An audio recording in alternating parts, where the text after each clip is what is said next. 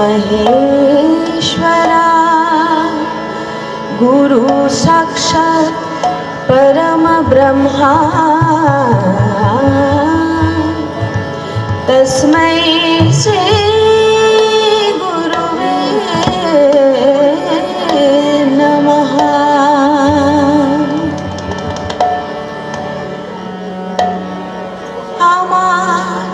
आराधना गीता उपासना गीता गीताय সর্বসার। আমার আরাধনা গীতা উপাসনা গীতা গীতায় সর্বসার। আমার আরাধনা গীতা উপাসনা গীতা গীতায় সর্বসার। আমার আরাধনা গীতা উপাসনা গীতা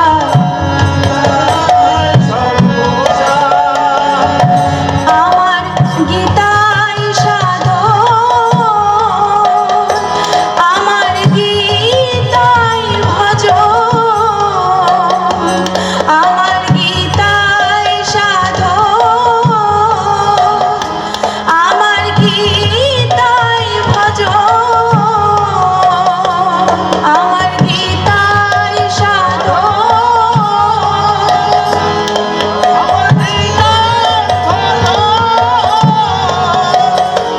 আমার গীতাই করে ভগবান, আমার গীতাই করে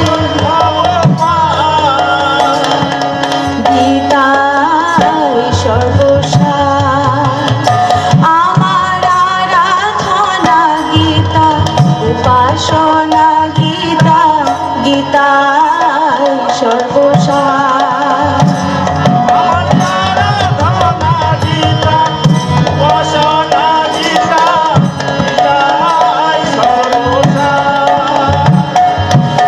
ভক্তি ভরে যেথা গীতা পাঠ হয়, রাধা গোবিন্দ সনে দেবগণ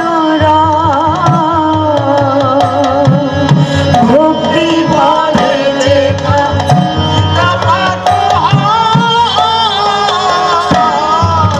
গোবিন্দ সনে দেবগণ গীতা যাহার বিশ্বাস তাহার পাপ ক্ষয়। গীতা যাহার বিশ্বাস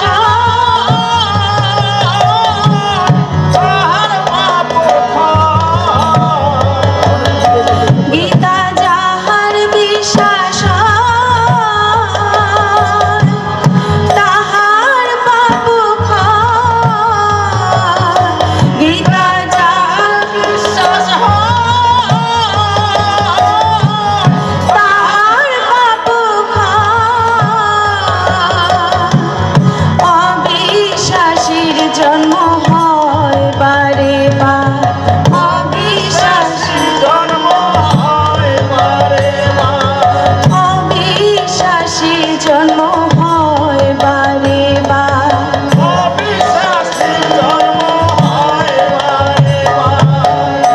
অবিশ্বাসীর জন্ম হয় বারে বার, অবিশ্বাসীর জন্ম হয় বারে বার। আমার গীতাই সর্বসার, আমার গীতাই সর্বসার। অবিশ্বাসীর জন্ম হয় বারে বার, আমার গীতাই সর্বসার। অবিশ্বাসীর জন্ম হয় বারে বার, আমার গীতাই সর্বসার, আমার গীতাই সর্বসার।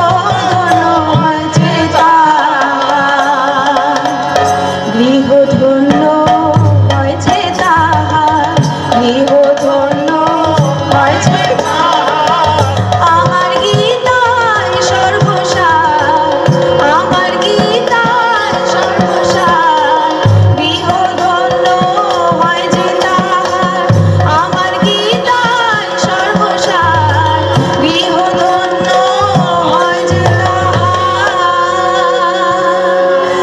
আমার গীতায় সর্বসার, আমার আরাধনা গীতা, উপাসনা গীতা, গীতায় সর্বসার।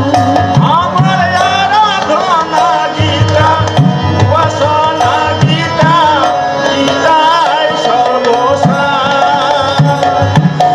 অবিশ্বাসী যারা গীতা নিন্দা করে, 84 নরক আছে তার তরে। অবিশ্বাসী যারা গীতা নিন্দা করে, 84 নরক আছে তার তরে। অবিশ্বাসী যারা গীতা নিন্দা করে,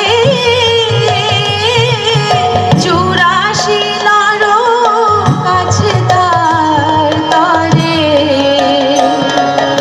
অবিশ্বাসী যারা গীতা নিন্দা করে, 84 নরক আছে তার ঘরে। তার পশুকুলে জন্ম হয় বারে বার, পশুকুলে জন্ম হয় বারে বার, পশুকুলে জন্ম হয় বারে বার, পশুকুলে জন্ম হয় বারে বার। সুখ শান্তি হয় না তাহার, সুখ শান্তি হয় না তাহার। পশুকুলে জন্ম হয় বারে বার, পশুকুলে জন্ম হয় বারে বার, সুখ শান্তি হয় না তাহার, সুখ শান্তি হয় না তাহার। পশুকুলে জন্ম হয় বারে বার। আমার গীতায় সর্বসার, আমার আরাধনা গীতা, উপাসনা গীতা, গীতায় সর্বসার। আমার আরাধনা গীতা, উপাসনা গীতা, গীতায় সর্বসার। আমার আরাধনা গীতা, উপাসনা গীতা, গীতায় সর্বসার। আমার আরাধনা গীতা, উপাসনা গীতা, গীতায় সর্বসার। ভক্তি ভরে যেথা গীতা পাঠ হয়, রাধা গোবিন্দ শানে দেবগণ ভক্তি ভরে যেথা গীতা পাঠ হয়, গোবিন্দ শানে দেবগণ ভক্তি ভরে যেথা গীতা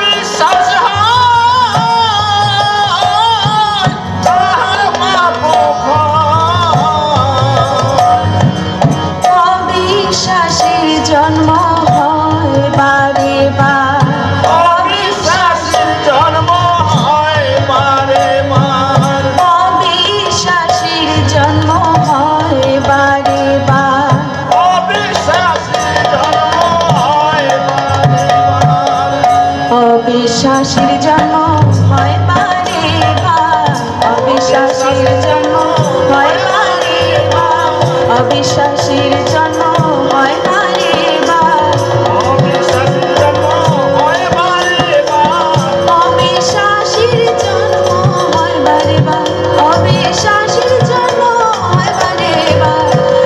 আমার গীতায় সর্বসার, আমার গীতায় সর্বসার, আমার আরাধনা গীতা, উপাসনা গীতা, গীতায় সর্বসার।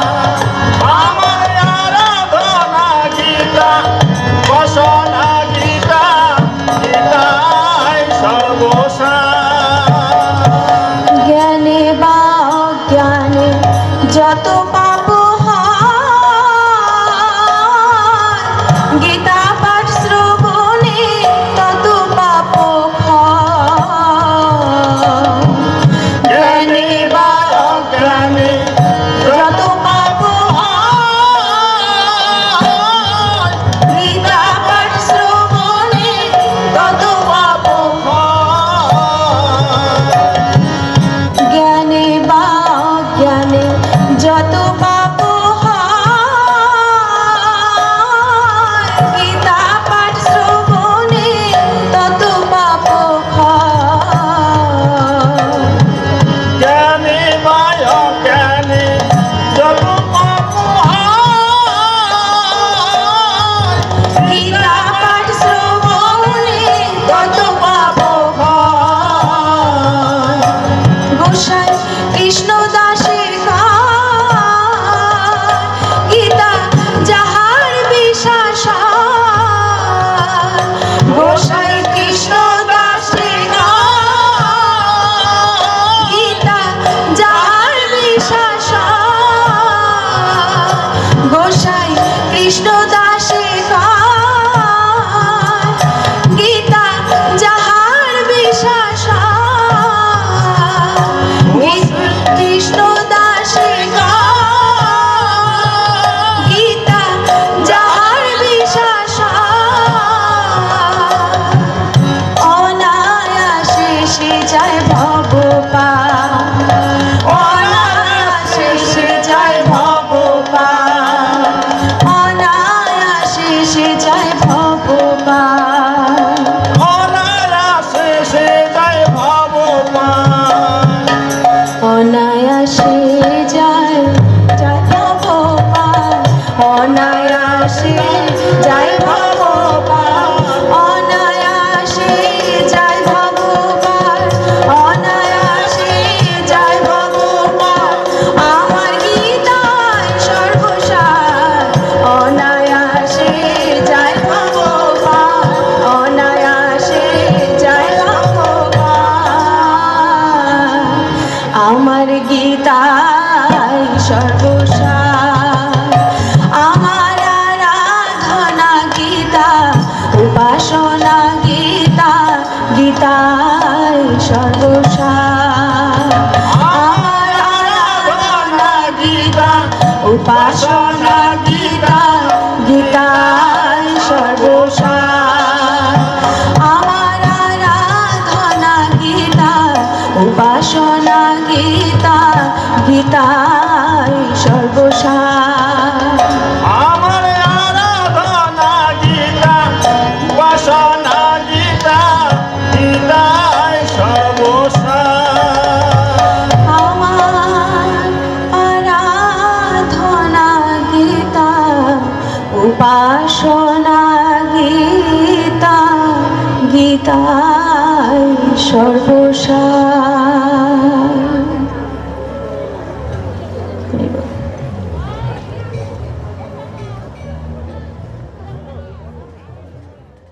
এরপর মদনমোহন মন্দির প্রাঙ্গণে মঞ্চে গীতা পাঠ করবেন এই জেলার তল্লিগুড়ির পণ্ডিত সুবোধ ভট্টাচার্যের অষ্টম সন্তান ও ওম গীতা মর্মার্থমের লেখক শ্রী মনীন্দ্র ভট্টাচার্য ওরফে উজ্জ্বল ভট্টাচার্য এবং তার সম্প্রদায়। দুর্গাদের মা আপনাদের জানা হচ্ছে, আপনি মঞ্চের সামনে চলে আসুন।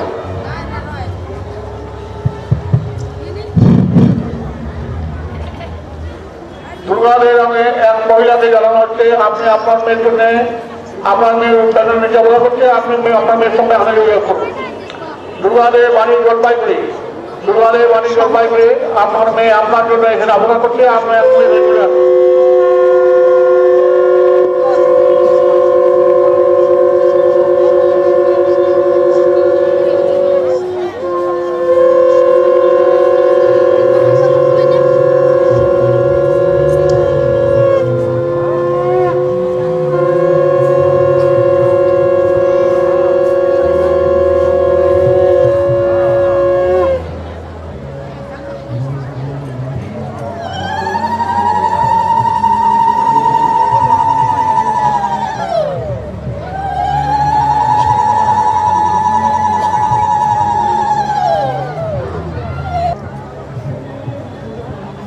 এখানে পবিত্র মদনমোহন মন্দিরে এখানে বেদজ্ঞ পুরোহিতবৃন্দ, এখানে মদনমোহন বাড়ির সমস্ত কর্মচারীবৃন্দ এবং এখানে কর্তব্যরত প্রশাসনের ব্যক্তিবর্গ এবং উপস্থিত ভদ্র মহোদয়গণ এবং মা বোনদের আমি আমার শ্রদ্ধার্ঘ্য জানাই। আজ আমাকে জ্ঞানযোগ পাঠ করার কথা বলা হয়েছে, আমি জ্ঞানযোগ পাঠ করছি।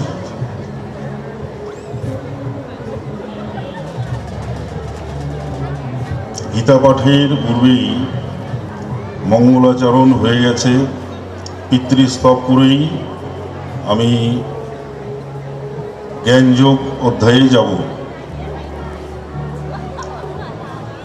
ওম নমো পিতৃ জন্মদাত্রী সর্বদেবময়ায় চ সুখদায় প্রসন্নায় সুপ্রীতায় মহাত্মনে সর্বযজ্ঞ স্বরূপায় স্বর্গীয় পরমেষ্ঠিনে সর্বতীর্থবলোকায় করুণাসাগরায় চ পিত্রে তুভ্যং নমো নিত্যং সদারাধ্যতমঙ্গনি বিমল জ্ঞানদাত্রে চ নমস্তে গুরুবে সদা নমস্তে জীবনাধিক্য দর্শনী সুখ হে তবে নম সদাসুতোষায় শিবরূপায় তে নম নম সদাপরাধক্ষমিন্যে সুখদায় সুখায় চ দুর্লভং মনুষ্যমিদং জিনং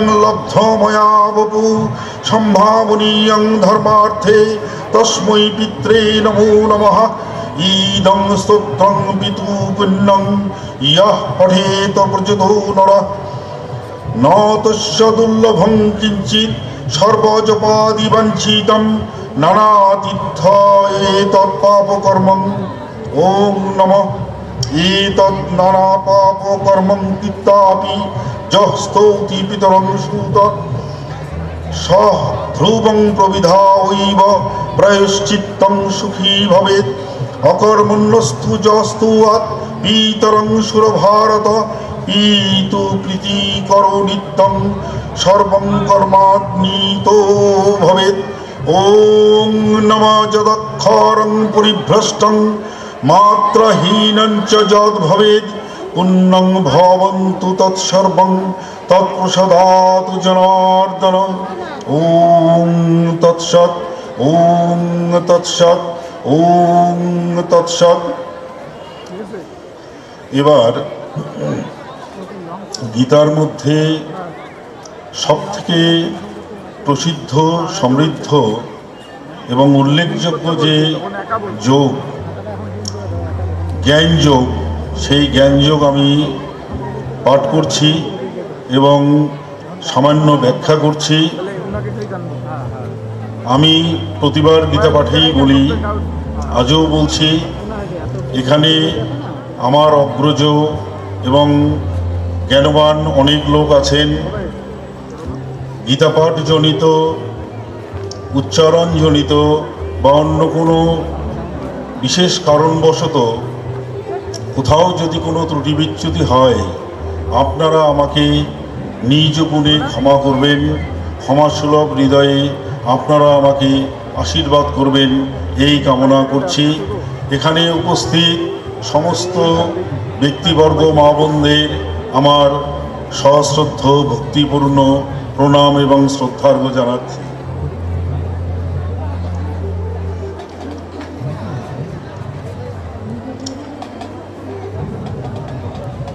শ্রী ভগবানুবাচ ইমং বিবস্বতি যোগং প্রত্যবনোহমব্যয়ং বিবস্বান মনবিপ্রাহ মনুরীক্ষার করে ব্রবীত। আমি আমার অনুবাদিত, আমার লেখা গীতা মর্মার্থমের যে পদ্যাকারে বাংলা আছে সেটাই পাঠ করে শোনাচ্ছি। শ্রী ভগবান কহে, জ্ঞান যোগ এবার করিব বর্ণন। আমা হতে জানিয়া সূর্য সপুত্র মনুকে করান শ্রবণ। পুনরায় বলেন মনু তাহার পুত্র ইক্ষ্বাকু মহারাজে, যিনি ছিলেন আদি ক্ষত্রিয় প্রধান রাজার সাজে। রাজর্ষিগণ এ জ্ঞানযোগ বংশানুক্রমে হয় জ্ঞাত। কালের বিবর্তনে এ সংসারে আজ ইহালুপ্ত। তুমি মোর সখা ভক্ত আর বন্ধু শুনহ বিজয়। ইহা অতি পুরাতন গোপন তত্ত্ব জানিও নিশ্চয়। জ্ঞান যোগ শ্রেয় যোগ বলিনি অন্য জনে। জ্ঞান রহস্য ইহা আমি কহিতব শনে। বহু পূর্বে জন্মিয়াছে সূর্য তোমা হতে জনার্দন। কিভাবে সূর্যদেবকে তুমি তত্ত্ব করিলে কীর্তন। তোমার রহস্যাবৃত কথা আমি বুঝিব কেমনে। শ্রীকৃষ্ণ রূপী অন্তর্যামী মৃদু হাসি ফোটে নয়নে। শ্রী ভগবান কহে, আমার তোমার বহুবার জন্ম বিগত। পূর্ব কথা আমি সকলেই জানি, তুমি যে অজ্ঞাত। জন্ম মৃত্যু নাহি মোর অবিনশ্বর, আমি ইন্দ্রিয় সবার। স্বপ্রকৃতি আশ্রয় করি মায়া বলে সৃষ্ট হই বারবার। ধর্মের অধঃপতন আর অধর্মের অত্যাচার ঘটে যাবে। মানব আকারে অভ্যুত্থান মোর, করিতে ধর্ম সংস্থাপন। সাধুদের পরিত্রাণ আর পাপীদের বিনষ্ট লাগিয়া অবতীর্ণ হই আমি যুগে যুগে ধর্ম সংস্থাপনের লাগিয়া। এখানে একটা শ্লোকে বলা আছে, স এবং ময়াতে দং যোগং প্রত্যা পুরাতন। বাংলাটা বলছি, তুমি মোর সখা ভক্ত আর বন্ধু শুনহ বিজয়। ইহা অতি পুরাতন গোপন তত্ত্ব জানিও নিশ্চয়। জ্ঞান যোগ শ্রেয় যোগ বলিনি অন্য জনে। জ্ঞান রহস্য ইহা আমি কহিতব শনে। এখানে অর্জুনের মধ্যে আমরা এর আগের যোগে দেখেছি যে প্রতি পদক্ষেপে কৃষ্ণ দয়াময় সুন্দরভাবে অর্জুনকে যুদ্ধ করানোর জন্য বারবার বিভিন্ন উপদেশ দিচ্ছেন। কিন্তু অর্জুনের মধ্যে সংশয় যেটা আছে, এই সংশয় কিন্তু কোনো ক্রমে সম্পূর্ণভাবে কাটছে না। এরপরেই শ্লোকে আছে, সংশয়াত্মা বিনশ্যতি। এই গীতার যে মর্মার্থ, গীতার যে বাণী, গীতার যে কথা, এটা বিভিন্ন মুনি ঋষি, গবেষক, বিভিন্ন লেখক, বিভিন্ন কবি তাদের নিজের ভাষায় বিভিন্নভাবে বলেছেন। যেমন একটা কবিগুরু রবীন্দ্রনাথের কথা একবারই মনে হয়, বিশ্বাসহীনতা পাপ। আপনারা দেখুন, বিশ্বাসহীনতা পাপ, সংশয়াত্মা বিনশ্যতি, এই দুটোর মধ্যে কি সুন্দর একটা সাদৃশ্য বিদ্যমান। আমরা দেখি বিভিন্ন লেখকের বিভিন্ন কথায় গীতার যে বাণী, এই বাণীটা সম্পূর্ণভাবে স্পষ্ট। আমরা জানি পৃথিবীর মধ্যে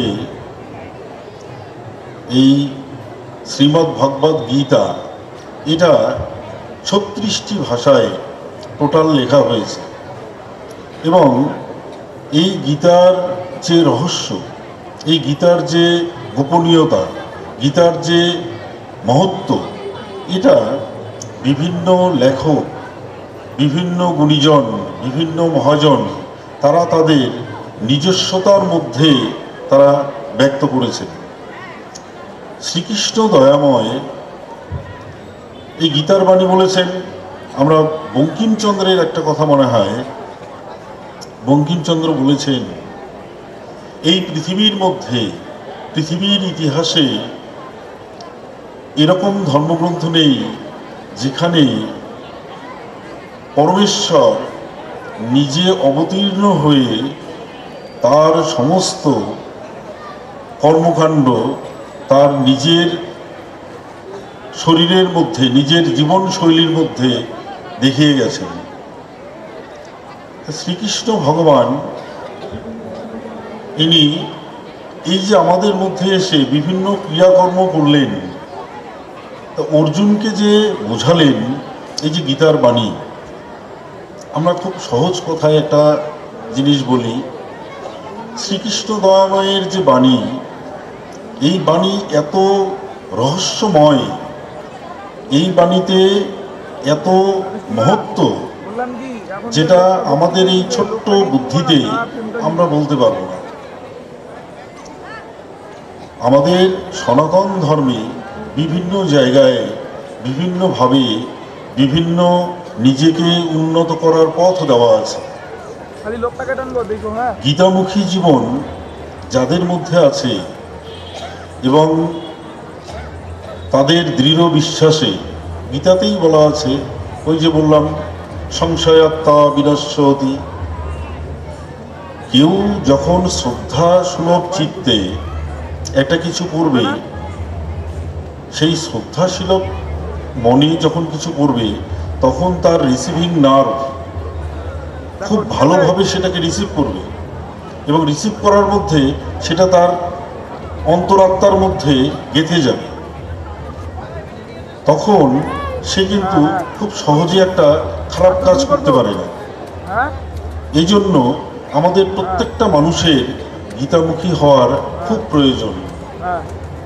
আমরা অনেকেই প্রাতস্তব করি, প্রাতস্তবেই সকালবেলায় আমরা বলি যে ব্রহ্মা মুরারি শ্রী পুরান্তকারী ভানু শোষী ভূমি সুত গুরুশ্চ শুক্রশনি রাহু কেতু কুর্বন্তি সর্বে মম সুপ্রভাতম তয়া ঋষিকেশ হৃদি স্থিতেন যথা নিযুক্তস্মি তথা কरोमि। আমরা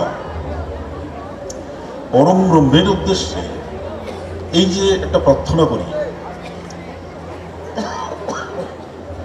হে ঈশ্বর, তুমি আমার দেহে উপস্থিত হও, আমি যেন সারাদিন একটা ভালো কাজ করি, তুমি আমাকে যে ভালো কাজে প্রবৃত্ত করবে আমি সেই ভালো কাজে নিজে প্রবৃত্ত হব, এতে কর্ম যোগ হবে,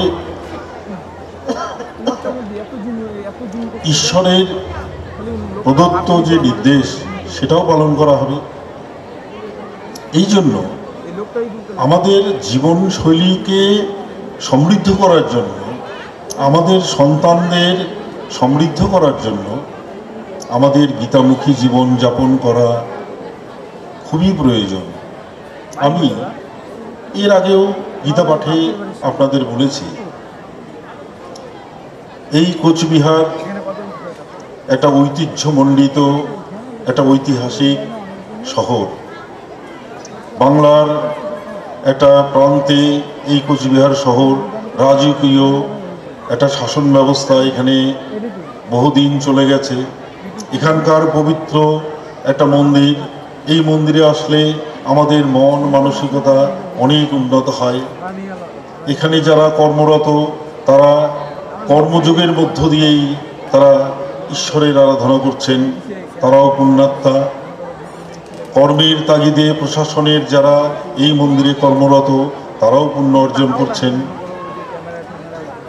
কিন্তু আমার একটা কথা, যে আমাদের তো সন্তান সন্ততি আছে, আমরা গৃহী, আমাদের সন্তানকে এই কোচবিহারের কোনো স্কুল কলেজ ইউনিভার্সিটি বা পশ্চিমবাংলার কোনো স্কুল কলেজ ইউনিভার্সিটি বা ভারতবর্ষের কোনো স্কুল কলেজ ইউনিভার্সিটিতে দিয়ে সে পড়াশোনা করে কলেজে গ্র্যাজুয়েশন করে তারপর সে ইউনিভার্সিটি ডিগ্রি নিয়ে আসার পর আমরা মা বাবা আমরা কি বলতে পারবো আমার সন্তান সৎ মানুষ হয়ে গেল, সে সমাজের মঙ্গল করবে, সে সৎ জীবন যাপন করবে, সে অসৎ চিন্তাভাবনা করবে না, তার কাছে সমাজ শিখবে, সত্যিকারের মানুষ হবে, এই গ্যারান্টি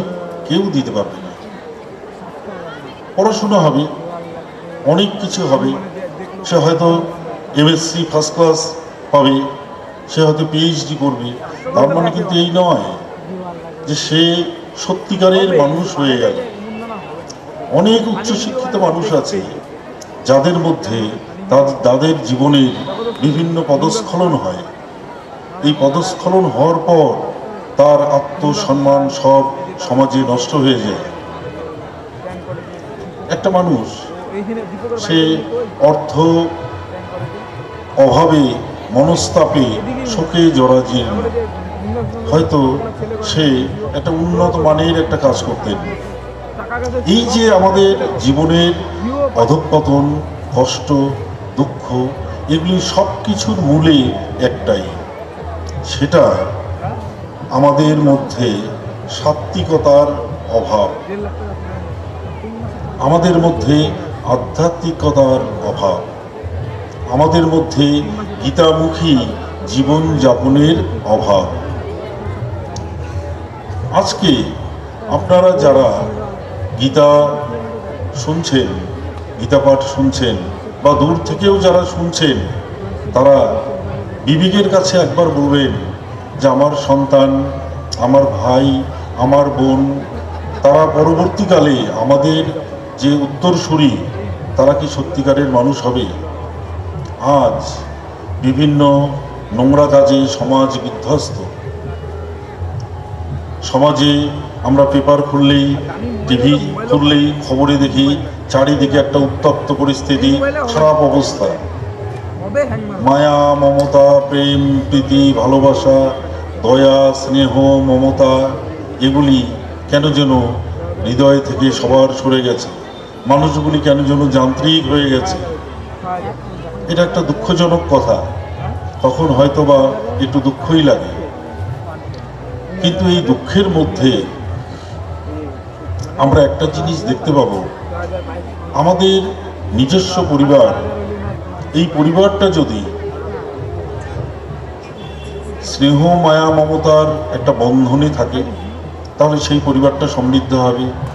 এই পরিবারের সন্তানদের উন্নত করার পথ একটাই, মা বাবাকে, বাড়ির অভিভাবককে গীতামুখী জীবন যাপন করা। যারা গীতামুখী জীবন যাপন করবেন, তাদের সন্তান মা বাবাকে দেখে এটা শিখবে। মাকে প্রণাম করা, বাবাকে প্রণাম করা, সাত্ত্বিকতা নিয়ে চলা, সৎ পথে চলা। আমরা গার্জিয়ান যারা আছি, আমরা যত সংযমী হব, যত ভালো হব, তত কিন্তু আমাদের সন্তান সমৃদ্ধ হবে। আপনারা আপনাদের সন্তানদের বলবেন যে সন্তান ভালো মতো তৈরি করার জন্য আমাদের পড়াশোনার মধ্যে কি কিছু আছে? কি করে আমরা একটা ভালো সন্তান তৈরি করতে পারবো? How to make a good child? কি করে একটা সন্তান তৈরি হবে আমাদের? আমরা গ্যারান্টি দিতে পারছি না। সেজন্য সবার কাছে এই শ্লোকের মাধ্যমে আমার হাত জোর করে অনুরোধ, আপনারা সবাই বাড়িতে একটা করে গীতা রাখবেন, গীতাটা পড়বেন। গীতার মহিমাময় মহৎ বাণী, মহামূল্যবান বাণী আপনারা বাড়িতে নিজের জীবনশৈলীর মধ্যে প্রবাহিত করুন। আপনাদের সন্তান সন্ততি সমৃদ্ধ হবে, আপনারা সমৃদ্ধ হবেন, আপনার পরিবার সমৃদ্ধ হবে, আস্তে আস্তে আপনার এলাকা সমৃদ্ধ হবে, আমাদের কোচবিহার জেলার ঐতিহ্য গৌরব আরও বৃদ্ধি হবে। এই জন্যই আমি সবার কাছে অনুরোধ করব, আপনারা গীতামুখী জীবনযাপন করুন এবং এই গীতার মহিমাময় মহত্ব নিজেদের জীবনশৈলীতে প্রবেশ করান। তাহলে আমাদের সবার উন্নয়ন, রাজ্যের উন্নয়ন, দেশের উন্নয়ন, আবার সেই কথা হবে, ভারত আবার জগৎ সভায় শ্রেষ্ঠ আসন লবে। তাই আবার বলি, আপনাদের জীবনে গীতামুখী গীতোক্ত জীবনযাপন করান, তাহলে সব দিক থেকে মঙ্গল। এটা চরমতমভাবে সত্য, এটাই ইউনিভার্সাল ট্রুথ। এটা আমার ক্ষুদ্র জ্ঞানী, এটাই আমার বিশ্বাসে একথাই বলে।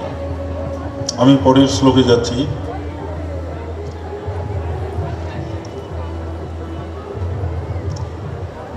মোর অলৌকিক জন্ম কর্মের হেতু জ্ঞাত যারা, দেহ ত্যাগী আমাতেই প্রাপ্ত হয় তারা, তাদের পুনর্জন্ম নাহি হয় কহিলাম আমি গুরুরূপী, জ্ঞানোন্মোচন হেতু বলিলাম মূল তত্ত্ব শুনহ কিরীটি। বিষয়েতে আসক্তি ভয় ক্রোধ ত্যাজিয়া, মম শরণাগত হয়ে মম ভাব ভজিয়া, বহুজন জ্ঞান ও তপস্যায় রত থাকে, আমাতে প্রাপ্ত হয়ে পরমানন্দে লভে থাকে।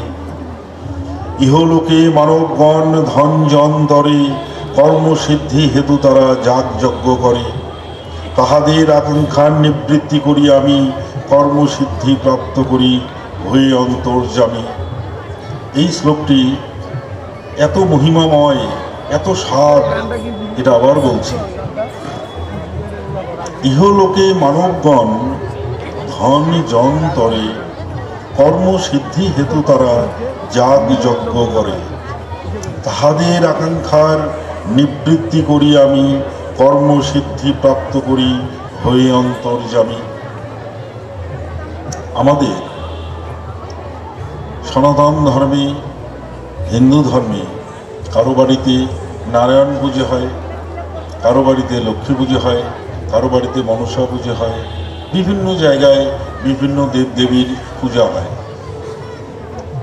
গীতা এমন একটা মহান গ্রন্থ, এত মহান একটা গ্রন্থ, যে গ্রন্থের মধ্যে অন্য কোনো দেবতাকে অসন্তুষ্ট করা হয় না। বেদের ক্রিয়াকাণ্ড, বেদান্তের ক্রিয়াকাণ্ড, পৌরাণিক তত্ত্ব, এই তিনমুখী তিনটি বাদের সমন্বয়ে তৈরি হয়েছে গীতাবাদ।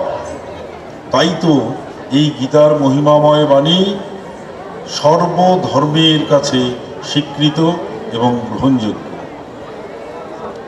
যে যে দেবতাকে মন প্রাণ দিয়ে আরাধনা করে, শ্রীকৃষ্ণ ভগবানের বক্তব্য, সে সেই দেবতাকেই পুজো করবে, আমি সেই দেবতার মধ্য দিয়ে তার কাছে অবতীর্ণ হব। কথায় কথায় রামকৃষ্ণ পরমহংসদেবের একটা কথা না বললেই হয় না। একজন সাধু রামকৃষ্ণ পরমহংসদেবকে জিজ্ঞেস করলেন যে, প্রভু, আপনি ভবতারিণীর পুজো করেন কেন? ব্রহ্মা বিষ্ণু মহেশ্বর মিলে এত দেবতা, আপনি ভবতারিণীর পুজো করেন কেন? পরম ব্রহ্মকে তো ডাকেন না। রামকৃষ্ণদেব ছোট্ট একটা কথার মধ্যে একটা মহান বাণী, মহান ব্যাখ্যা তুলে ধরলেন। আমি ভবতারিণীর মধ্য দিয়েই পরম ব্রহ্মে যেতে চাই।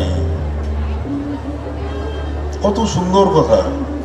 আমি ভবতারিণীর মধ্য দিয়েই পরম ব্রহ্মে যেতে চাই। তার মানে ওনার কথাটা আমাদের ক্ষেত্রেও গ্রহণযোগ্য।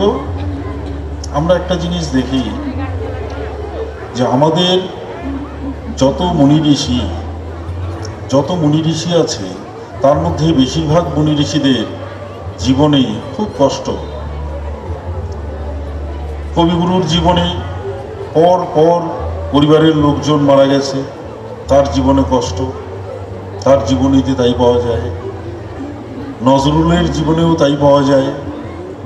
যত বিরহ তত লেখা তত গান, যত কষ্ট তত সমৃদ্ধি। প্রত্যেকটা মানুষের জীবনে, বিবেকানন্দের জীবনে কত কষ্ট, কষ্টের পর কষ্ট, অপমান, তারপরে তার সমৃদ্ধি। প্রত্যেকটা মানুষের জীবনে এই সমৃদ্ধি থাকে। যে যত বেশি গুরুকে শ্রদ্ধা করবে, ঈশ্বরকে শ্রদ্ধা করবে, তার আরাধ্য দেবতা, তার আরাধ্য দেবীকে শ্রদ্ধা করবে, সে তত সমৃদ্ধ। কিরকম শ্রদ্ধা?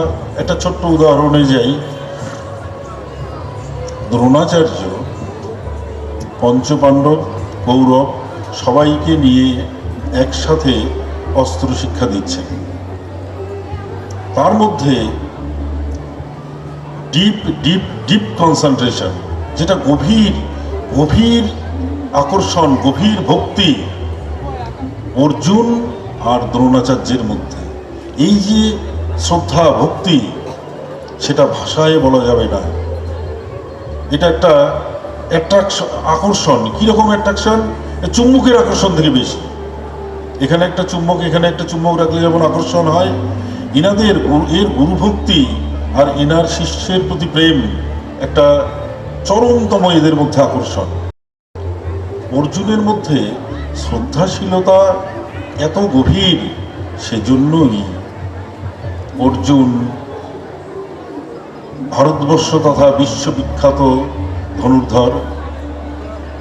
ইনি একমাত্র পুণ্যাত্মা যিনি শ্রী ভগবানের বাণী প্রথম সুন্দরভাবে শুনলেন। তাই আমাদের প্রত্যেকটা মানুষের জীবনে শ্রদ্ধাশীল হতে হবে। যে কৃষক জমি চাষ করছে, সে মন প্রাণ দিয়ে সেটা করবে। একটা দোকানে সে জিনিস বিক্রি করছে, সে মন প্রাণ নিয়ে সেটা করবে।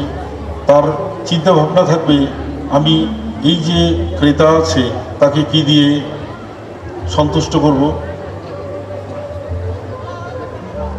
যে যত বেশি শ্রদ্ধাশীল, সে তত বেশি সমৃদ্ধ, সে তত বেশি সব কিছু আহরণ করবে। যে পড়াশোনা করে, যে যত শ্রদ্ধাশীল, গভীরভাবে শ্রদ্ধাশীল, তার রেজাল্ট তত ভালো। সেজন্য আমাদের এই গীতাপাঠ শুনলাম, 1 ঘন্টা গীতাপাঠ শোনার পরে বাড়ি গেলাম, আমার মাথায় কিছুই এলো না, লাভ নেই। শুধু একটা জিনিস থাক, যে আমরা যে যে কর্মে নিযুক্ত আছি সেই কর্মটাকে শ্রদ্ধাসুলভভাবে করব। আমরা বেদজ্ঞ পুরোহিত যারা আছেন, তারা দেবতাকে আরাধনা করেন দেব ভাষায়, সংস্কৃতে। তারা ছাড়া কি আর কেউ আরাধনা করেন না? অবশ্যই করেন। আমরা বেহুলার ক্ষেত্রে দেখেছি, লক্ষিন্দরকে বাঁচানোর জন্য তিনি দেবতাদের মধ্যে নাচলেন। নাচা মানে নৃত্যাঞ্জলি। নৃত্যের মধ্য দিয়ে যে অঞ্জলি দেওয়া হয় সেটাই নৃত্যাঞ্জলি। আমি এর আগের বার গীতা পাঠে 3 বছর আগে দেখেছি সঙ্গীতাঞ্জলি। সঙ্গীতাঞ্জলি, সঙ্গীতে অঞ্জলি কাকে বলে? সঙ্গীতের মধ্যে অঞ্জলি কাকে বলে আমি 2016 সালে এই মঞ্চে প্রত্যক্ষ করেছি। যেটা আমার জীবনে ভোলার নয়। উদাহরণ দিই আপনাদের, তাহলে মন আপনাদের ভরে যাবে, আপনারাও শ্রদ্ধাশীল হবেন। এই উদাহরণটা দিচ্ছি কাউকে বড় করার জন্য নয়, নিজেকে বড় করার জন্য নয়, আপনাদের শ্রদ্ধাশীলতা বাড়ানোর জন্য। এখানে যে মদনমোহন ঠাকুরের উদ্দেশ্যে গান গাইছেন, সে আমাকে বললেন যে আপনি গীতা পাঠ করবেন, আমাকে একটু ঠাকুরের ওখানে গিয়ে অঞ্জলি দিতে হবে, ঠাকুরের আশীর্বাদ নিতে হবে। কারণ তার সন্তান কয়েকদিন পরে ব্যাঙ্গালোরে একটা চরমতম অপারেশন হবে, বিশাল একটা কঠিন রোগে সে আক্রান্ত, মরণ বাঁচা তার সমস্যা।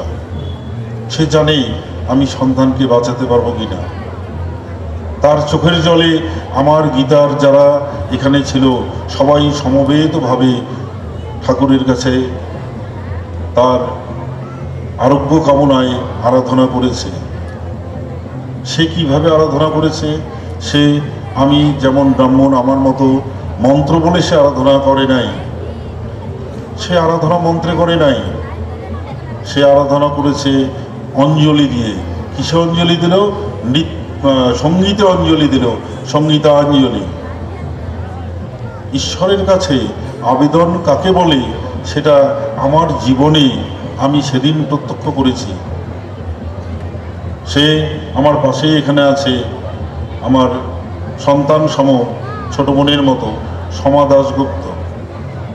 তার চোখের ঝলের যে আরাধনা, সেটা আমার বিশ্বাস এই পবিত্র মন্দিরে জাগ্রত মদনমোহন ঠাকুর উনি শুনেছেন।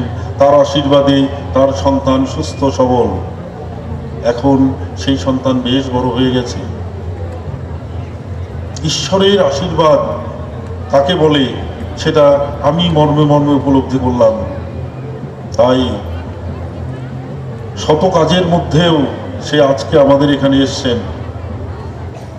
আমি চাই তার এবং আপনারা যারা আছেন প্রত্যেকের মধ্যে ঠাকুরকে, ঈশ্বরকে আনন্দ দেওয়ার জন্য নিজেদের বিভিন্নভাবে উৎসর্গ করুন। সব থেকে ভালো পথ গীতামুখী জীবনযাপন করা, তাতেই নিজের জীবন সমৃদ্ধ হবে, তার মধ্য দিয়েই ঈশ্বরের আরাধনা হবে। যে কথাটা বলছিলাম যে শ্রদ্ধাশীলতা, এই কথাটা এখানে পর পর দুটো শ্লোকের মধ্যে বলা আছে। উদাহরণ দিলে সারা রাত্রি যদি শেষ হয় তবু গীতা পাঠ শেষ হবে না, উদাহরণ শেষ হবে না। বিবেকানন্দের একটা ছোট্ট কথা বলে পরের শ্লোকে যাব। বিবেকানন্দ দুঃখে কষ্টে বিভিন্ন জায়গায় অপমানিত হয়ে শেষে একটা জায়গায় গেছেন, জায়গাটার নাম আমার এই মুহূর্তে মনে নেই, সম্ভবত কাশ্মীরের দিকে কোথাও গেছেন। এক ভদ্র মহিলাকে তিনি বললেন যে আপনি খাবার নিয়ে এসছেন আমার জন্য, আপনার ধর্ম কি, আপনি কি সম্প্রদায় বা ধর্ম কি? উনি বললেন যে আমি হিন্দিটা ক্লিয়ার বলতে পারছি না, যতটুকু আচ্ছা মনে আছে বলি, যে উপরওয়ালা কা আশীর্বাদে मैं মুসলমানই হুঁ। উনি মুসলমান ছিলেন, উনি মুসলমান, সেটাও ঈশ্বরের আশীর্বাদে। এখানে একটা জিনিস দেখুন, কেউ ভারত সেবাশ্রম সংঘ, কেউ রামকৃষ্ণ মিশন, কেউ ঠাকুর অনুকূলচন্দ্র, কেউ নিগমানন্দ, কেউ কুলগুরু, কেউ সন্ন্যাসী, বিভিন্ন উপস্থিত ব্যক্তিগণ বিভিন্ন গুরুর কাছে দীক্ষা নিয়েছেন। যার যার গুরু, যার যার আরাধ্য দেবতা তার তার কাছে শ্রেষ্ঠ। গীতাতে এই যে শ্লোকটা পড়লাম তাতে কি বলা আছে? কাউকে অশ্রদ্ধা করতে বলে নাই, যে তাদের প্রতি শ্রদ্ধাশীলতা আরও অটুট করার কথা বলেছে। যে যত বেশি শ্রদ্ধাশীল হবে তার সন্তান তত বেশি সমৃদ্ধ হবে, এটাই চিরসত্য। পরের শ্লোকে যাচ্ছি। মানব গণের কর্ম আচরণাদি ভিন্ন হয়, তাই আমি সৃষ্টি করিলাম চতুর্বর্ণ নিশ্চয়। ব্রাহ্মণ ক্ষত্রিয় বৈশ্য আর শূদ্র সৃষ্টি করিয়াছি আমি সৃষ্টিকর্তা হয়েও, কিন্তু অকর্তা অব্যক্ত আছি। এই শ্লোকটি সম্পর্কে বিভিন্ন লোকের বিভিন্ন রকম কথা। এখানে বলেছে চতুর্বর্ণং ময়া সৃষ্টং গুণকর্ম বিভাগশ তস্য কর্তার গোপী মাং বিদ্ধ কর্তার ব্যয়ম। সবাই জানেন শ্লোকটা। এই চতুর্বর্ণ আমি সৃষ্টি করিয়াছি। এইবার আমাকে একজন এখানে আসার পরে কাগজে লিখে দিয়েছেন যে প্রশ্ন, কি প্রশ্ন আমি জানি না, এই প্রশ্নের উত্তর এখানেই পাওয়া যাবে। আমি খুব সুন্দরভাবে চেষ্টা করব এটাকে আপনাদের সাথে আলোচনা করবার। আপনাদের বোঝানোর যোগ্যতা আমার নেই, আমি অজ্ঞ মূর্খ। যা আমি বুঝেছি এটা আলোচনার মতো করে আমি আপনাদের বলি। এখানে উনি বলেছেন ব্রাহ্মণ কে?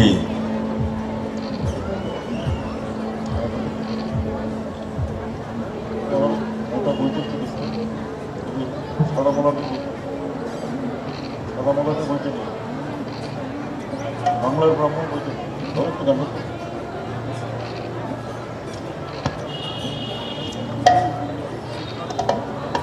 ওম নমঃ চতুর্বর্ণময়া সৃষ্টং গুণকর্ম বিভাগশ তস্য কর্তারমোপি মং বিদ্ধ কর্তারমোদ্ভয়ম।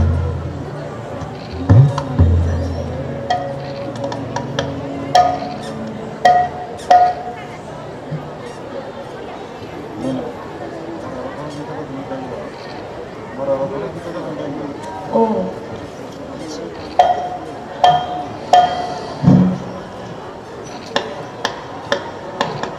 আমার আরাধনা গীতা, উপাসনা গীতা, গীতায় সর্বসার। আমার আরাধনা গীতা, উপাসনা গীতা, গীতায় সর্বসার। আমার আরাধনা গীতা, উপাসনা গীতা, গীতায় সর্বসার। আমার আরাধনা গীতা, উপাসনা গীতা, গীতায় সর্বসার। আমার গীতায় সাধন, আমার গীতায় ভজন, আমার গীতায় সাধন, আমার গীতায় ভজন,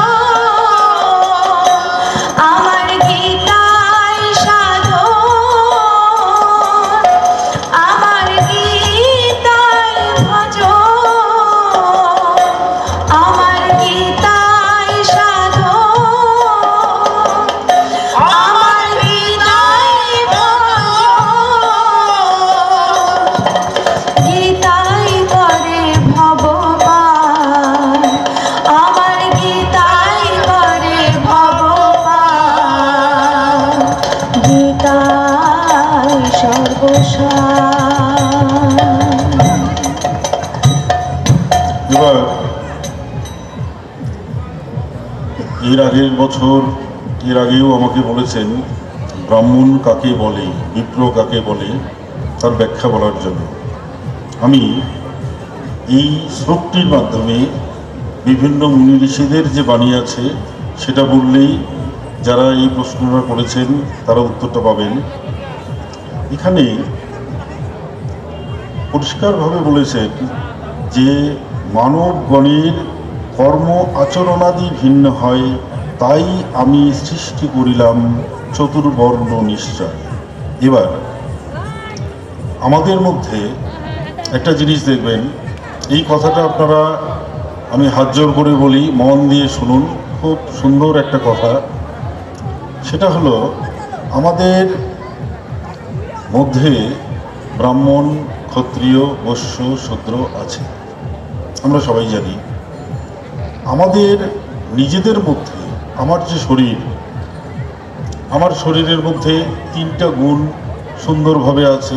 এটা গীতাতে সুন্দরভাবে বর্ণনা করা আছে, সত্যগুণ, রজগুণ, তমগুণ। এবার যখন আমাদের মধ্যে সাত্ত্বিকতা থাকবে তখন আমাদের চিন্তা ভাবনা কথাবার্তা অনেক উন্নত হবে। যখন আমরা রজগুণের প্রভাবে থাকব তখন আমাদের বিষয় আশয়, বাড়ি ঘর, ধন দৌলত, বিভিন্ন রজগুণের যে কাজ সেগুলিতে আমরা থাকব।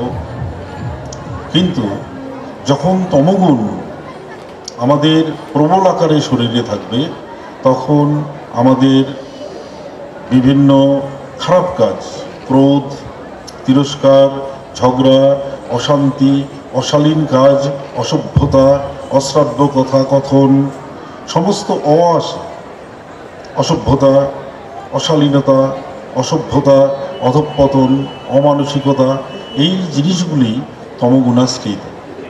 এবার একটা মানুষের জীবনে সকালবেলা সে পুজো পাঠ করে গুরুর প্রণাম করে সে একটা সপ্তগুণে রইল, তাহলে সেই সময়ের জন্য সে ব্রাহ্মণ। তার পরবর্তী জীবনে সে তার কর্মস্থলে বিভিন্ন কর্ম করল, যেটা ক্ষত্রিয়ের কাজ সেটা সে করছে। তাহলে সে দুপুরবেলা আবার ক্ষত্রিয় হয়ে গেল বা বৈশ্য হয়ে গেল? কর্মের তাগিদে সে কর্ম করছে, সে বৈশ্য। তারপর কোথাও ক্ষত্রিয়োচিত কাজ করছে শূদ্র। আবার যদি সে অসভ্যতা, অশালীনতা, নোংরামো কিছু করে সে শূদ্র। এটা কি হয়? শূদ্র নয়, এটা হচ্ছে ভুল বললাম, তমগুণ। এইবার এই যে সত্য রজ তম, আমাদের মায়েরা চুলের যে বেনি বাঁধে না, 3টা চুলের গোছা নিয়ে বেনি, এই বেনির মতো আকারে আমাদের মধ্যে আছে সত্য রজতম। এরা এইভাবে শরীরের মধ্যে আপ ডাউন করে, যাওয়া আসা করে। এই যে সত্য রজতম যে আমাদের আপ ডাউন করে, শরীরে চলাফেরা করে, দেখবেন কখনো সারাদিন আমি লোকের সাথে খুব ভালো ব্যবহার করলাম, আবার কোনো দিন একটা লোক ভালো কথা বললেও সেই কথার উত্তর আমি ভালোভাবে দিতে পারলাম না। এর মূল কারণ হচ্ছে এই যে সত্য রজতম, এর প্রাধান্য যখন আমাদের শরীরে বেশি হয় তখন আমরা এই অশালীন, অসভ্যতা, অশালীনতা এই কাজগুলি করি। লক্ষ্য রাখতে হবে যে আমাদের তমগুণ যেন কখনো আমাদের শরীরে বৃদ্ধি না পায়। তার পথটা কি? তার পথ কি? যে আমাকে গীতামুখী জীবনযাপন করতে হবে। কেন গীতামুখী জীবনযাপন করব? আমি তো পড়াশোনা করি, আমি চাকরি করি, আমি এটা করি, আমার তো গীতামুখী জীবনের দরকার নেই। কিছু আমি আগেও বলেছি অযৌক্তিক যুক্তি আছে, ওটা যুক্তি নয়, তবুও জোর করে ওটাকে যুক্তিতে দাঁড় করানো। আমি এর আগেও বলেছি, একবার রাম নামে যত পাপ হরে, জীবের কি সাধ্য আছে তত পাপ করে। আমি কিছু পাপ করলাম, পাপ করার পর আমি একবার রাম বললাম, হয়তো পাপ মুক্তি। আমি আবার পাপ করি, অসুবিধার তো কিছু নেই। আরেকবার পাপ করে বললাম রাম, তাহলে কি পাপ মুক্তি হয়? ওই যে শ্লোক, সেই শ্লোকের অপব্যাখ্যা হলো এটা। সব কিছু তো খারাপ দিক আছে। এই গীতার বিরুদ্ধে কি লোক কথা বলে না? শ্রীকৃষ্ণ দয়াময়ের বিরুদ্ধে কথা বলে না? সব অনেকে বলে। সেজন্য কি গীতার মহত্ব কোনো অংশে কমে? কারণ মহিমাময়, মহত্বময় গীতার বাহন হচ্ছে সমালোচনা। যে যত করবে এর সমৃদ্ধি তত বাড়বে। তাহলে রাম, আমি এবার একটা কিছু চুরি করলাম, চুরি করেই বললাম রাম, তাহলে পাপ মুক্তি। এটা কি? এর মূল ব্যাখ্যাটা কি?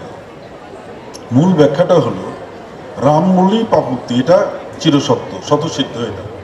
এটাই ইউনিভার্সাল ট্রুথ। কিভাবে? আমাদের বাহ্য জ্ঞান শূন্য হয়ে মন প্রাণ দিয়ে এককেন্দ্রিক হতে হবে।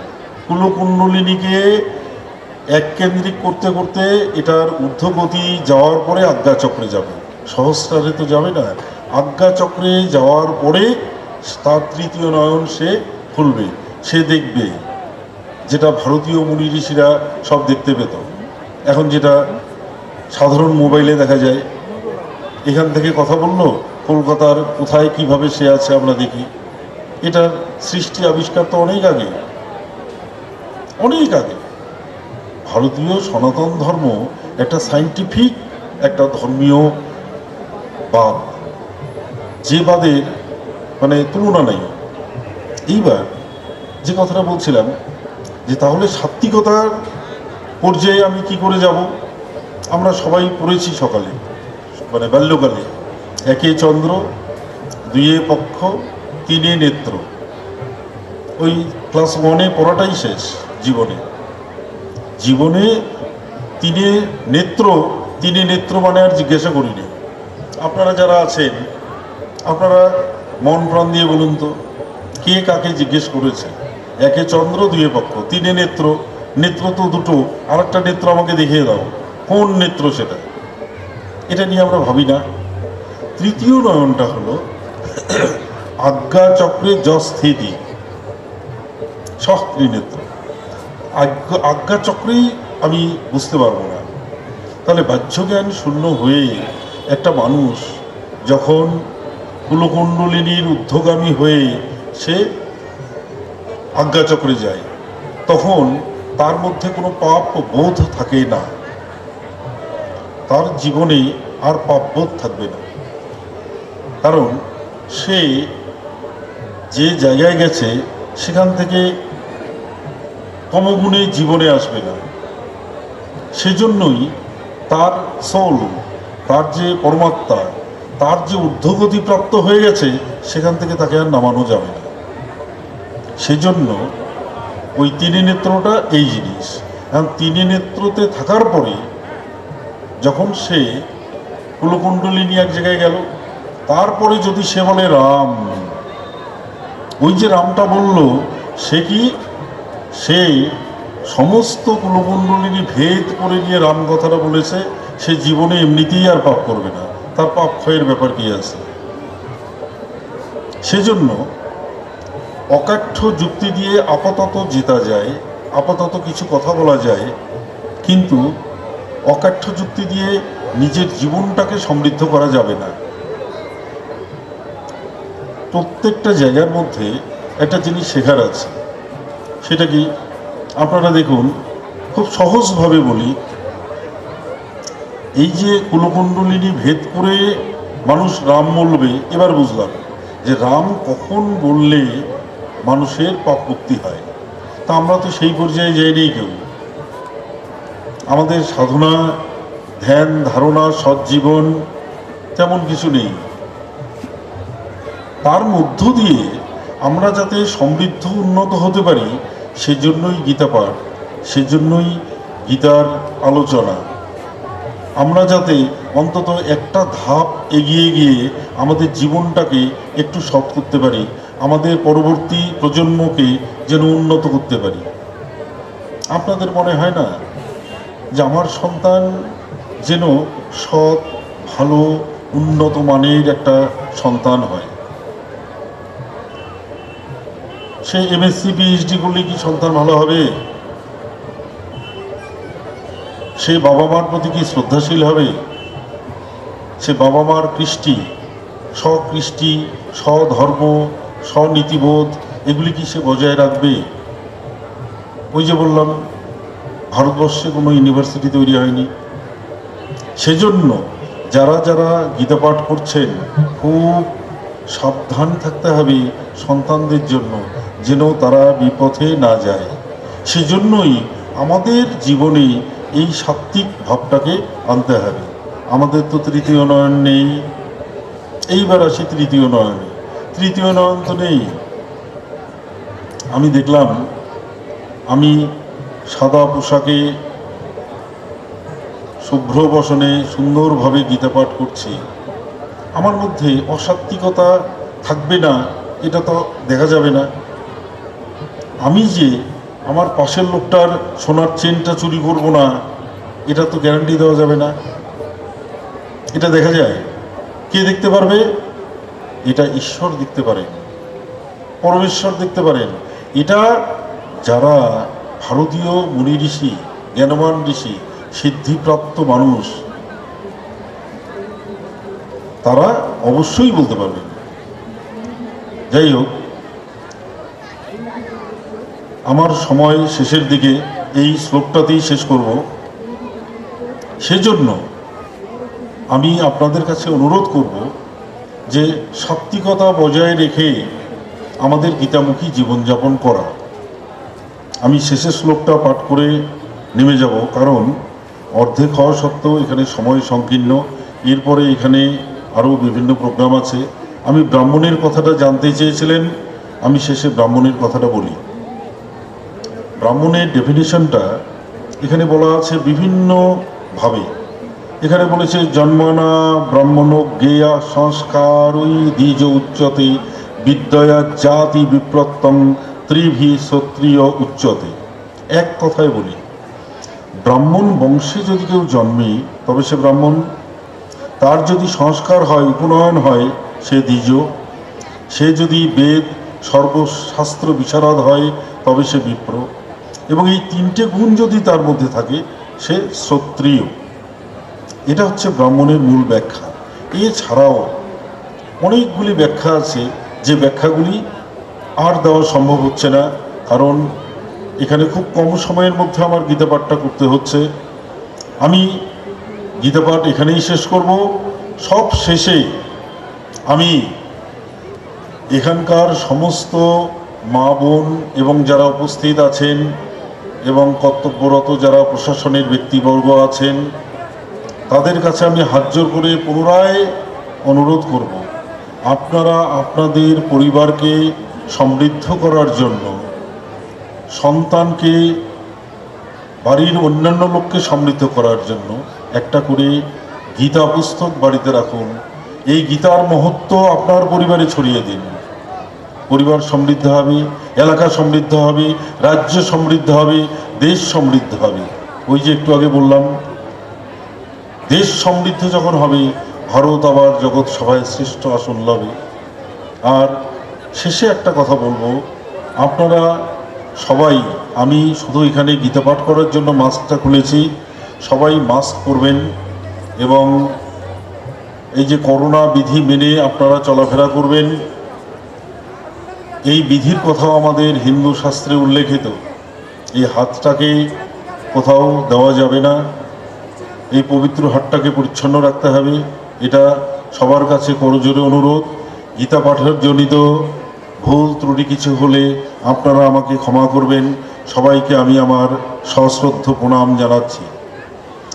ওম নম যদক্ষরং পরিভ্রষ্টং মাত্রাহীনং চ যদ ভবেৎ পুণ্যং ভবন্তু তৎসর্বং তৎপ্রসাদাৎ জনার্দন। ওম তৎসৎ, ওম তৎসৎ, ওম তৎসৎ।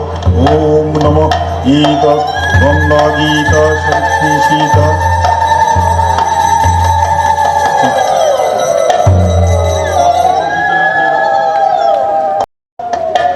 ওম তৎসৎ।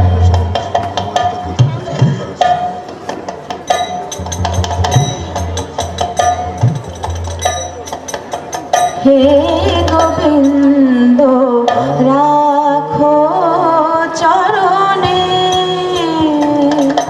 হে গোবিন্দ রাখো চরণে, মোরা তব চরণে শরণাগত, তব চরণে শরণাগত, আশ্রয় দাও আশ্রিত